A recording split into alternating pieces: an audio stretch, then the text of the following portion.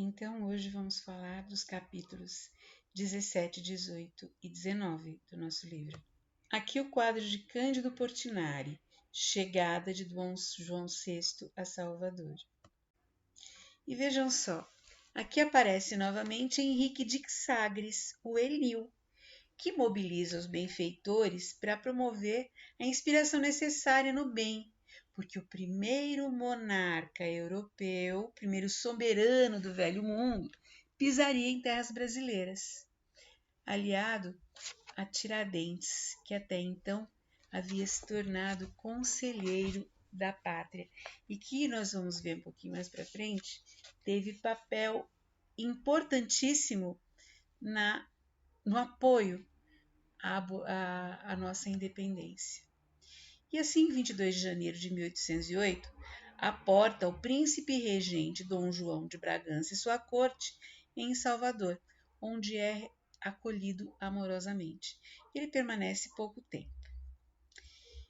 Dona Maria I havia sido declarada incapaz mentalmente em 1799 e aí assumiu Dom João de Bragança a regência do reino. Portugal foi invadida dias antes da retirada das cortes de Lisboa. E com a colaboração de José da Silva Lisboa, mais tarde Visconde de Cairu, Dom João abre os portos brasileiros às nações amigas, contrariando o Lord Stanford, o embaixador inglês em Lisboa, que pressionava para que o comércio fosse realizado somente com os britânicos. E por inspiração da espiritualidade benfeitora, Dom João faz o contrário e abre os portos às nações amigas. E essa medida dele trouxe muito desenvolvimento, trouxe bastante desenvolvimento ao Brasil. Já no Rio de Janeiro, sentia-se Dom João satisfeito, acompanhado de sua corte, que não estava tão satisfeita assim. E a principal insatisfeita era sua mulher, Dona Carlota Joaquina, uma pessoa de espírito árido e que, muito apegada aos prazeres carnais, ela se sentia alijada a todo aquele luxo das cortes europeias. Mas o Brasil ali experimentou um período de muito progresso. Em 1º de abril de 1808, cai a proibição de haver indústrias no Brasil, possibilitando trabalho e crescimento. Portugal havia proibido o Brasil de desenvolver indústrias para que não competisse com as dele. Dom João então funda a Escola de Medicina, a Academia de Belas Artes, a Academia da Marinha, começa a se desenhar o Jardim Botânico, a Biblioteca Real. Há uma imprensa, enfim, na terra de Santa Cruz. Todo esse encanto começava a surgir na cidade. Dom João instaura um governo bem mais liberal do que aquele que era praticado em Lisboa. Isto, lógico, com a inspiração da espiritualidade benfeitora. Mas ele incide num erro. Ele começa a acabar por se permitir ser cercado por parasitas e começa a distribuir títulos nobilárquicos que eram dados todos os dias, e ele começa a ser circundado então por parasitas e as expensas do governo. Então as despesas da corte cresciam demais. Chegou-se ao ponto de ter um juiz aposentador, e esse juiz então era notificado sempre que uma residência qualquer agradasse um nobre desses, e essa residência recebia pintura de PR na porta, que era príncipe regente, era requisitada pelo príncipe regente para que aquele nobre morasse nela, e o povo entendia o PR como ponha-se na rua. Engraçado foi uma passagem de Moreira de Azevedo, que ele conta nas suas páginas, que um desses juízes, o Agostinho Petra Bittencourt, Frente ao segundo pedido de uma casa, feito por um desses nobres, que também solicitou mobília e escravos, afirma: esse senhor já por 2 vezes exigiu casa, depois me pediu mobília e agora vem pedir criados. Dentro em breve desejará também minha mulher. Como não tenho outra, devo ceder a minha. Mas mesmo assim foi um período de progresso sem muitas lutas fratricidas.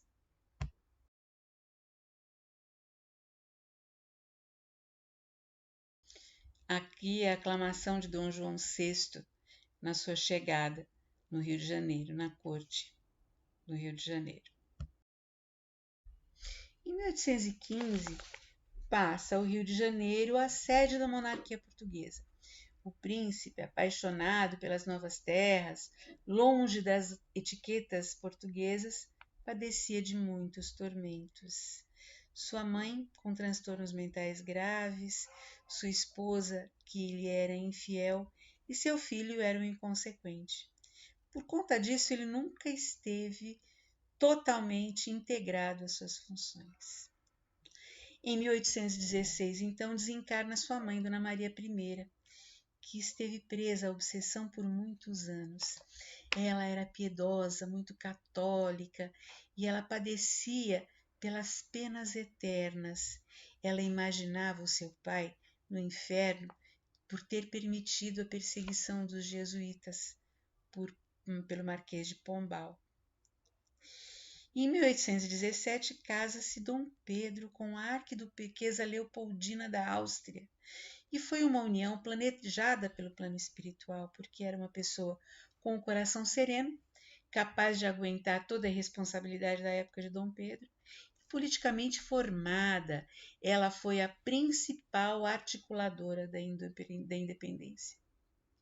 Na Europa, pós-Revolução Francesa, sobram os ventos da liberdade, anunciando o crepúsculo das monarquias absolutistas. Portugal, a esta época, está à mercê do general Beresford, que era um general inglês responsável pelo exército português e que cometia uma série de atrocidades.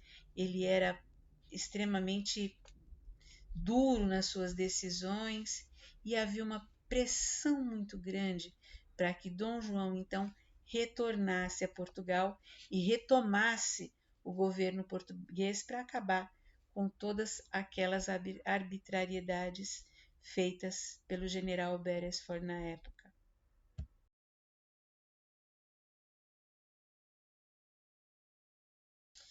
Mas antes do efetivo retorno de Dom João, em 1817, José Luís de Mendonça escreve um documento chamado Preciso. É um panfleto que foi amplamente divulgado para a Revolução e pela liberdade. Essa revolução ou essa rebeldia foi plenamente reprimida fortemente e Luís de Mendonça escapou da condenação à morte. O morticínio que se deu na época sensibilizou o coração do rei, que ao ser coroado em 6 de fevereiro de 1818, concedeu anistia a todos os revoltosos, isto com o concurso da espiritualidade benfeitora. Em 1820, então, se dá a Revolução Constitucionalista em Lisboa.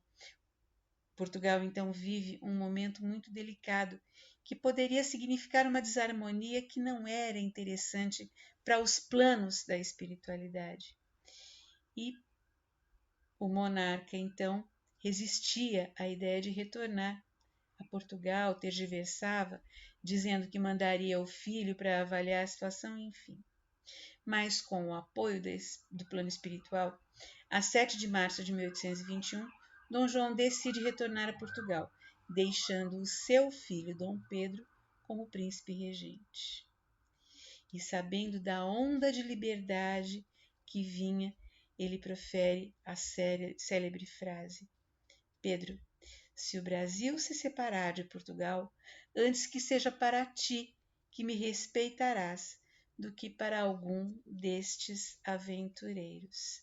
E assim a história caminha para a libertação do Brasil. e sem o derramamento de sangue, que era extremamente desinteressante para nós como pátria do Evangelho e que o tempo todo ia sendo prevenido pela espiritualidade. Aqui aparece então a partida de Dom João para Portugal. Em Lisboa, após a deposição de Beresford, haviam julgamentos sumários, uma série de arbitrariedades eram cometidas, com o consentimento de Dom João, porque a imagem da guilhotina descendo a cabeça das cortes francesas ainda permanecia na sua cabeça. Até então, Dona Carlota vivia em exílio com seu filho, Dom Miguel, e planejava a unificação das cortes portuguesa e espanhola sob domínio de uma regência. Portugal temia a independência do Brasil. E os deputados brasileiros resistiam à pressão de seus pares portugueses, que eram maiores e acabavam por influir em todas as decisões aqui do Brasil.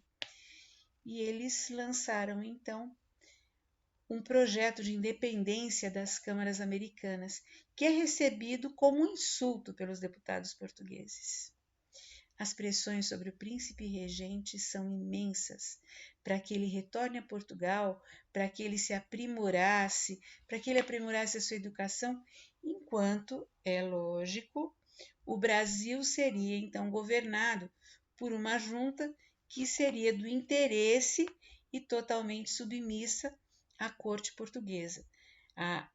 O que os portugueses realmente queriam era reprimir esse movimento de liberdade que havia e que se tornava cada vez mais forte aqui nas terras brasileiras.